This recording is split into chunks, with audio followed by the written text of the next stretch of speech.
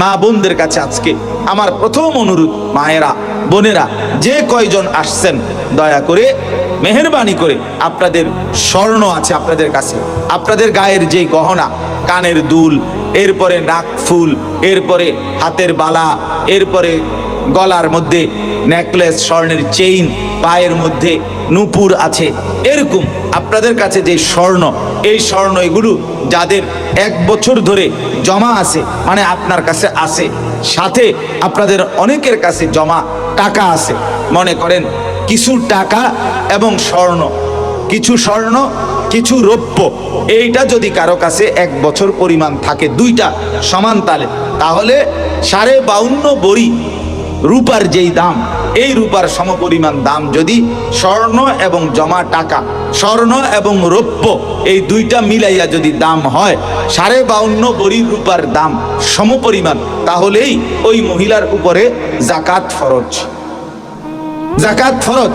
আর সেই যাকাত যদি আপনি আদায় না করেন, হাসরের ময়দানে জাহান্নামের আগুনে আপনাকে পুড়তে হবে, বিষধর সাপ আপনার শরীরের মধ্যে, গালের মধ্যে ঠোকরাইতে থাকবে, কামড়াইতে থাকবে, নাউজুবিল্লাহ। এখন মা বোনদের বিষয়টা আমি আরেকটু বুঝাইয়া বলি, মা বোনরা এবার আরেকটু বুঝে নেন।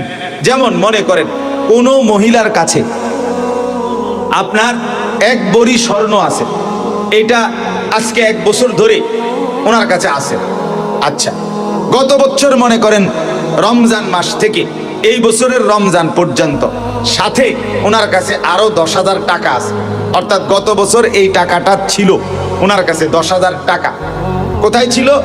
আলমারিতে ছিল, স্টিলের আলমারির মাঝখানে একটা ড্রয়ার আছে, এই ড্রয়ারটার ভিতরে আর একটা ছোট্ট ড্রয়ার আছে, এই ছোট্ট ড্রয়ারটার ভিতরে আপনার এই 10,000 টাকা রেখে, এগুলা নিজেও খায় না, কেউও দেয়। অনেক মহিলাদের অজস্র টাকার মধ্যে গুনে ধরে রয়েছে, আপনার ফুরান হইয়া এগুলা পড়ে আছে, বেটি নিজেও খাবে না, কাউরে দিবে না, এগুলা আছে, এই একটা সান্ত্বনা নিয়ে ঘুমায়, এই সান্ত্বনা নিয়ে ঘুম থেকে যায়।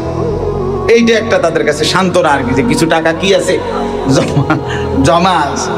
তো আপনার এই 1 বছর ধরে এইভাবে টাকা জমা আছে। অথবা মনে করেন ওনার কাছে স্বর্ণ আছে, আবার এরকম 10,000 টাকা উনি কারো কাছে হাওলাত দিছে, অথবা কারো কাছে আমানত রাখছে, অথবা কোনো সমিতির মধ্যে দিছে, অথবা ব্যাংকের মধ্যে নিজের অ্যাকাউন্টে জমা করে রাখছে, এরকম যেভাবে হোক এই টাকাও 10,000 5,000 টাকা 1 বছর ধরে তার কাছে আছে জমা।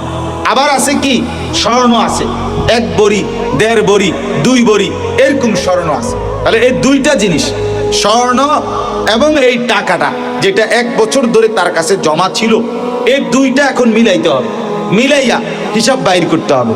হিসাব বাইর করতে হবে কিসের? যে এই দুইটার দাম একসাথ করলে 52.5 বড়ি রূপার দাম সমপরিমাণ হয় কিনা। তাইলে 52.5 বড়ি মানে 1 বড়ি মানে 1 তোলা, 1 তোলা অথবা 1 বড়ি একই কথা। এই 1 তোলা বা 1 বড়ি রূপার সর্বোচ্চ দাম ঢাকাতে, একেবারে সর্বোচ্চ ঢাকাতে দাম হলো 2,000 থেকে 2,200 টাকা, আর আঞ্চলিকভাবে আরো কম, 1,000 1,200 1,500 1,600 টাকা 1 বড়ি স্বর্ণের দাম, আগে আরো কম ছিল। তো যদি 2,200 টাকা হয় তাহলে 52.5 বড়ি রূপার দাম কত দেখো, 52 × 2,200 পূরণ দাও। আচ্ছা, আরো অর্ধেক মানে আরো 1,100, 52.5 না, 1,15,000 কত, 500, এই 1,15,500 টাকা কি হইল? 52.5 বড়ি রূপার সর্বোচ্চ দাম। মানে আমি গতকাল জুমার নামাজ পড়াইছি ঢাকায়, তাইলে ঢাকায় আমি জিজ্ঞাসা করছি, তাহলে সেই হিসাবে অঞ্চল ভিত্তিক আরো কম আছে, যেখানে যারা দেয় যেখানে ওইখান থেকে বুঝে নিলেই হবে। আমি জাস্ট একটা উদাহরণ দিলাম। তাহলে 2,200 টাকা যদি সর্বোচ্চ 1 বড়ি রূপার দাম হয়, তাহলে 52.5 বড়ি রূপার দাম হলো কত? 1,15,500 টাকা। এখন এই মহিলার স্বর্ণ যে ছিল 1 বড়ি 2 বড়ি 1.5 বড়ি, আর ওই জমা টাকাটা, এই দুইটা মিলাইয়া এখন 1 বড়ি স্বর্ণের দাম কত? 1,42,000 টাকা। আর ওই যে 10,000 টাকা মিলাইলে কত হইল? 52,000। 5,000 টাকা মিলাইলে কত হইল? 1,42,000 আর 5-এ কত? 47,000। তাইলে 1,47,000 টাকা। তাহলে এবার বলেন, এই স্বর্ণ এবং এই জমানো টাকা, এই দুইটা মিলাইবার কারণে এই আপনার 52.5 ভরি রূপার দাম সমপরিমাণ হলো কিনা? 1,15,500 টাকা সমান 1,47,000 কিনা, না তার চাইতে কম? তার চাইতে বেশি। তার চাইতে কি বেশি? তাহলে এই মহিলার উপরে যাকাত ফরজ হলো কিনা? অবশ্যই, অবশ্যই।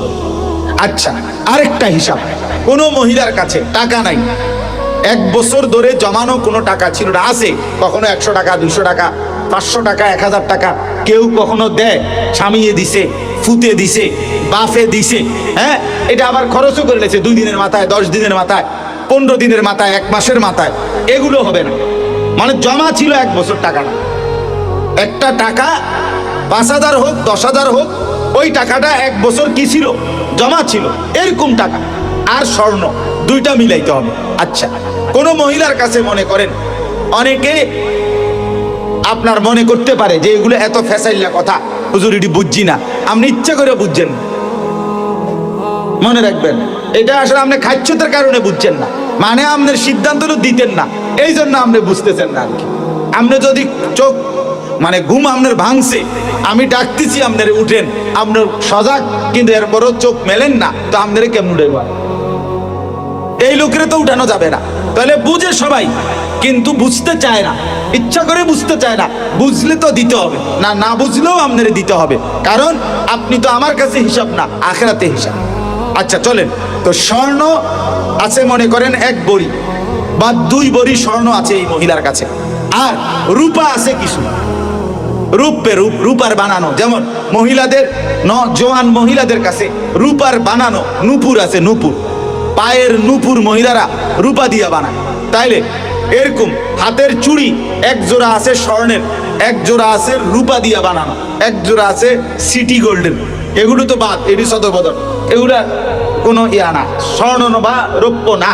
কিন্তু রূপার বানানো মনে করেন নূপুর আছে, রূপার বানানো হাতের চুড়ি আছে, এরকম যদি কিছু পরিমাণ রূপা থাকে, তাইলে এই স্বর্ণ এবং রূপা দোনোটাই গত 1 বছর যাবত ওনার কাছে কি ছিল, মানে আছে। এইবার দোনোটা মিলাইতে হবে, এই স্বর্ণের দাম আর রূপার দাম। তাহলে স্বর্ণ 1 ভরির দাম 1,42,000 টাকা, ওই রূপা নূপুর বানাইছে মনে করেন 2 ভরি রূপা দিয়া, তাহলে 2 ভরি রূপার দাম কত? 4400 টাকা। তো এখন 1,42,000 আর যোগ 4400 টাকা, কত হইল? 1,46,400 টাকা।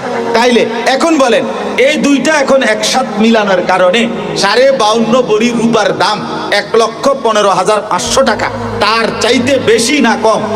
তাইলে অতএব এই স্বর্ণ এবং এইটুকু রূপা, এই দুইটা একসাথে থাকার কারণে এই মহিলার উপরে যাকাত ফরজ। তো মহিলা কেমনে যাকাত দিবে?